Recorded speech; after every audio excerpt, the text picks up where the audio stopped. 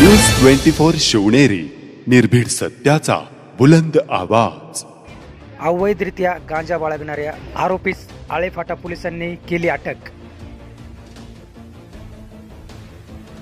छापा टाकत केला 5,35,000 रुपयाचा गांजा जप्त।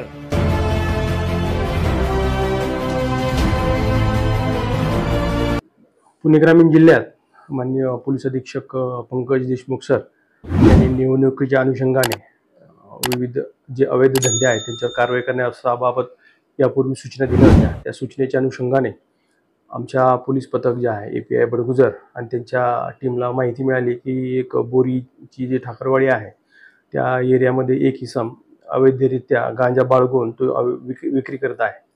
त्याप्रमाणे वरिष्ठांची परवानगी घेऊन आम्ही त्या ठिकाणी छापा टाकला असता सदर ठिकाणी आम्हाला त्याच्या राहत्या घरात साधारणतः 17 किलो 865 ग्रॅम त्याची किंमत जी आहे 5,35,950 रुपये अशी आहे, ती अशी आम्हाला त्याच्या ताब्यात मिळून आली। त्याप्रमाणे आम्ही त्यांच्यावर NDPS ॲक्ट प्रमाणे 8 आणि 20 प्रमाणे गुन्हा दाखल केला।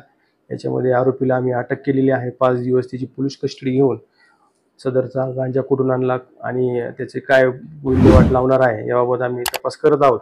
सदरची कामगिरी आमचे पोलीस अधीक्षक पंकज देशमुख सर यांच्या सूचनेप्रमाणे अतिरिक्त पोलीस अधीक्षक चोपडे सर आणि DYSP आमचे चौधर साहेब यांच्या मार्गदर्शनाखाली आमची टीमचे API बडगुजर त्यांचे सहकारी ASI डुंबरे, माळुंजे, ढोबळे आणि विनोद गायकवाड यांनी कामगिरी केलेली आहे।